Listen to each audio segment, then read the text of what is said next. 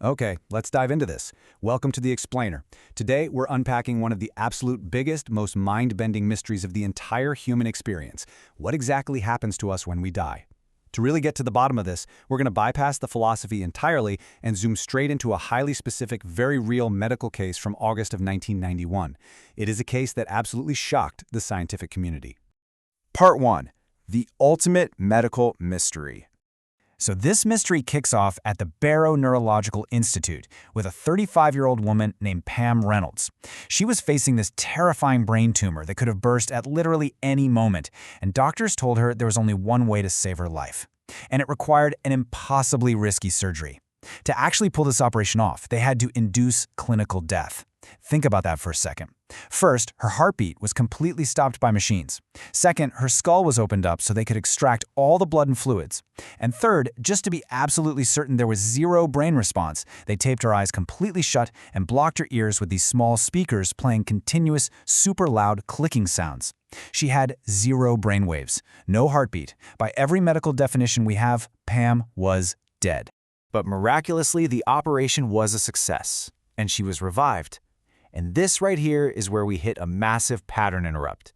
Because when Pam woke up, she didn't just report having some fuzzy dream. She told her doctors that she had observed her entire surgery from above. She literally said, "I was then looking down on my body and I knew it was my body, but I didn't care." Remember, she was clinically dead, blindfolded, and her ears were entirely blocked. No way she could have experienced that, right? Now, what's really interesting about this is the impossible level of detail Pam accurately witnessed. She described the exact shape of the bone-cutting saw used on her skull, specifically noting that it looked just like her electric toothbrush. She repeated verbatim the highly technical clinical conversations happening between the surgeons, and through all of that, she felt absolutely no pain, no fear, and no anxiety. So the big question is, how could a clinically dead brain see and hear all of this? Section 2. Weighing the Human Soul. To really contextualize just how wild Pam's case is, we have to look back at the historical timeline. Humanity has been actively trying to measure, quantify, and straight up prove the existence of an afterlife for a very long time. We can trace early scientific attempts to prove the soul actually exists back to 1901 in Haverhill, Massachusetts. A physician named Dr. Duncan McDougall reasoned that, hey, if a soul exists, it's gotta occupy space, and therefore it must have mass. So he placed dying tuberculosis patients on a cot rigged to this massive, highly sensitive industrial scale. We're going to jump ahead to Raymond Moody's groundbreaking work in the 60s and 70s in just a minute, but first, let's look at Dr. McDougall's immediate results. Literally, the moment his first patient passed away, the scale dropped. McDougall claimed the body weight decreased by exactly 21 grams. It was a number that instantly went viral. Well, the 1901 equivalent of viral. And it became famously immortalized in pop culture as the literal weight of a human soul. But science requires intense scrutiny, right? Critics immediately jumped in and pointed out that this sudden 21-gram weight loss in human subjects was probably just the evaporation of water vapor in breath and sweat. So to counter his critics, McDougall repeated his experiment on 15 dogs. The result? Absolutely zero weight lost upon death. But rather than rethinking his whole evaporation theory, McDougall claimed this proved dogs just don't have souls, basing that entirely on religious texts. It was a conclusion rooted in theology, not the scientific method. And because of that, the medical community largely walked away from the topic for decades. That is, until a medical student named Raymond Moody brought the conversation roaring back into the mainstream.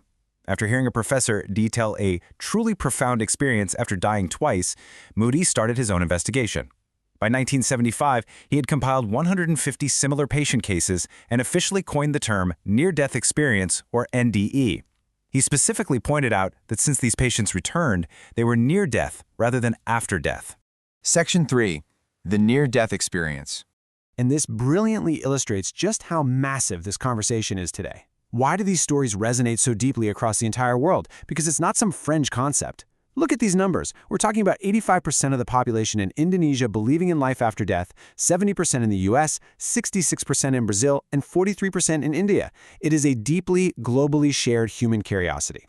Now, what totally stunned Moody, and what believers often point to as the ultimate proof of the afterlife, is how incredibly consistent the hallmarks of an NDE actually are. Across all 150 of his cases, patients reported the exact same sequence: passing through a long, dark tunnel, standing outside their own physical body, meeting deceased relatives or beings made of pure light, having their entire life flash before their eyes, and finally, reaching some sort of border or barrier they just couldn't cross. But skeptics point out a really critical nuance here. They argue that these visions perfectly adapt to a patient's own cultural conditioning. For example, in Western cultures, patients might report seeing St. Peter at the pearly gates. Conversely, anecdotal cases in India, like the story of Chaju Baniaka, closely mirror ancient texts like the Guru Purana.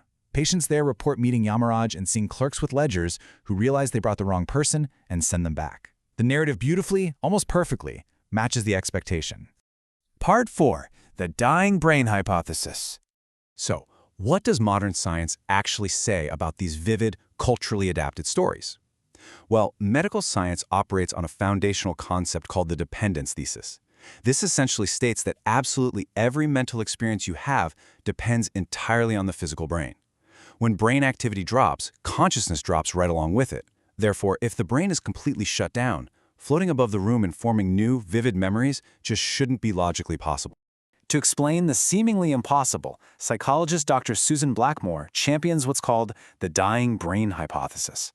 This directly matches those mystical visions to actual biological triggers. That dark tunnel people see? It's really just the cells in your visual cortex firing randomly due to a lack of oxygen. That feeling of deep, profound peace.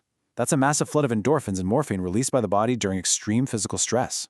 And that profound life review is explained as seizures and random activation in the temporal lobe and limbic system, which is exactly where your memories are stored. To back all this up, scientists point to perfectly healthy U.S. Navy fighter pilots placed in giant training centrifuges. They often experience GLOC, or G-force-induced loss of consciousness. Basically, the extreme gravity forces blood and oxygen completely out of the brain, perfectly mimicking death. And guess what? These perfectly healthy, completely non-dying pilots experience all the exact same symptoms of an NDE, the tunnel, the lights, the out-of-body sensations, simply because their oxygen was cut off. Part 5. The unsolved anomalies. So the crucial point is this. While science has a really robust biological explanation for the vast majority of these experiences, it still doesn't explain absolutely everything. Returning to Pam Reynolds for a second, oxygen deprivation definitely doesn't explain how she gathered new, accurate external information while she was brain dead. I mean, she knew the bone saw looked exactly like an electric toothbrush, even though it was kept inside a sealed packet until she was entirely unconscious. She heard the specific voice of the female cardiovascular team lead over the clicking in her ears. Actually, scratch that. She even knew they shocked her heart exactly twice to revive her. Her impossible knowledge remains this persistent, unexplained crack in the scientific wall. To definitively solve this mystery and test if consciousness really can float above a physical body, Dr. Sam Parnia designed the AWARE study. It was a brilliantly simple physical setup spanning 15 different hospitals. They placed high shelves near the ceilings in rooms where cardiac arrests were common. On top of those shelves, they placed images that were utterly impossible to see from a hospital bed, but perfectly visible if you were floating near the ceiling looking down. Over 4 years, they studied more than 2,000 cardiac arrest patients. Out of all those patients, exactly 101 were revived and healthy enough to complete the rigorous follow-up interviews. And the results? Fascinating, for sure, but totally neutral. Out of those 101 patients, 9 firmly claimed to have had a near-death experience. However, there was zero conclusive evidence found regarding the hidden images. Not a single patient could accurately identify the pictures placed on those high shelves. Let's move to and see how this builds, right? Because as the famous scientific adage goes, extraordinary claims require extraordinary evidence. An unexplained anomaly like Pam Reynolds is incredibly fascinating, but it isn't automatic, conclusive proof of an afterlife. Think about it. Thousands of years ago, the unexplained anomaly of a lightning strike was blamed on angry gods simply because the physics hadn't been discovered yet. Ultimately, the mystery remains exactly that, a mystery. Every single human being will eventually find out the answer, but no one can truly come back and definitively prove it to the rest of us. So we're left with one final, profound thought. If this Earth and this moment right now is the absolute only life we know for sure exists, how will you choose to live it? Thank you so much for joining me on this explainer. Keep learning, keep questioning, and I'll catch you next time.